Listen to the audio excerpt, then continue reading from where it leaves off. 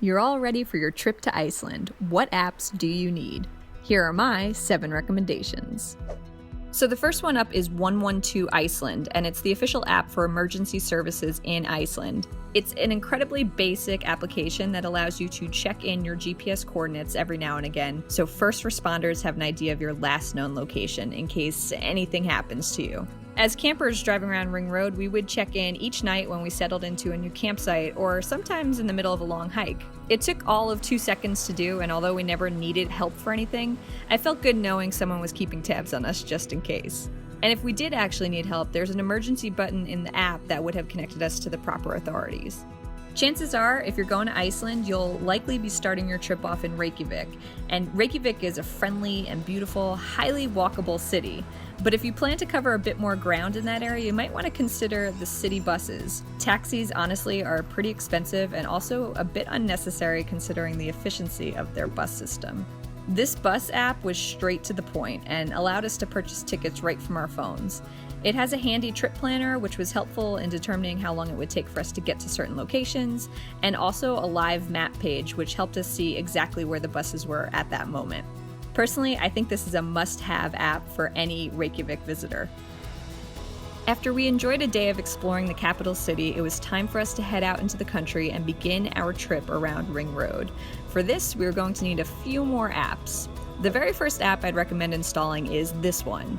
And I apologize for not pronouncing the names of things, but I'm trying to avoid supremely butchering the pronunciations. This app is the go-to app for up-to-date info on road conditions and closures. It's the official app of the Icelandic Road and Coastal Administration, and it has a few cool features, including a section that explains what all of the road signs mean. We had a lot of fun guessing what the signs meant, but it was definitely better for us to know exactly what they meant. There's also a feature that allows you to put in which towns you're traveling between, and it'll show you what the road conditions are like. You can even check out local webcams. This is helpful any time of the year, but particularly for the winter months when snow will likely shut down a number of roads, or even during volcanic eruptions when lava flows inevitably invade the roadways.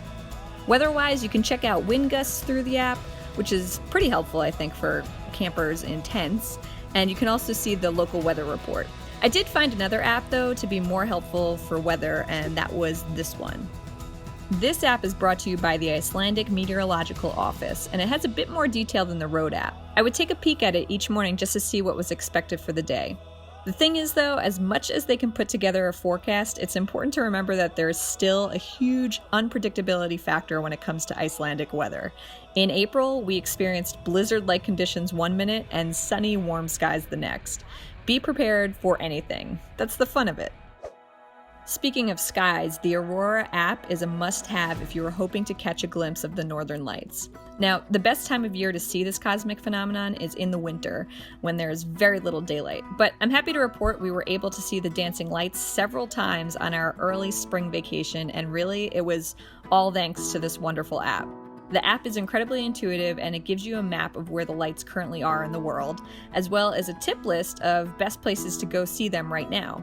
The absolute best feature, though, is that you can set up the app to send you push notifications if you happen to be in a good area for seeing them.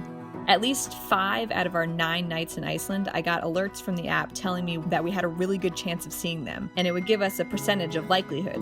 Some nights it was as low as 20%, and others it was as high as 45, I think was the highest. All of the nights we got the alerts, we saw the northern lights clear as anything. The last 2 apps we used most often were Pot Iceland and Google Translate. Pot Iceland is a really cool app that shows you where the nearest swimmable hot springs are, and it also gives you a map of nearby community pools and gas stations. As campers, all of these features were incredibly valuable to us, and we found ourselves referencing it almost every day. Finally, Google Translate. While it's not an app specific to Iceland, it is something that will certainly be helpful on the road. Many Iceland natives in the Reykjavik area do speak English, but you may come across some things that are not so easy to decipher. Also, if you plan to explore the country beyond the city limits, you will likely come across towns where English is a lot less common. Having an app to help with communication is really helpful, and it's also a great way to learn a bit of the language yourself. For complete transparency, this video was created in 2019, so by the time you see this, the apps might look a little bit different, or there may even be better options out there now. But the overall point is to let you guys know that there are some great resources available that can only enhance your vacation right from the palm of your hand. Of course, you want to make sure you're all set up with your international data plan and some Wi-Fi options before you launch any of these apps. But once you've got those set up, you'll be good to go. And I hope you have an amazing trip.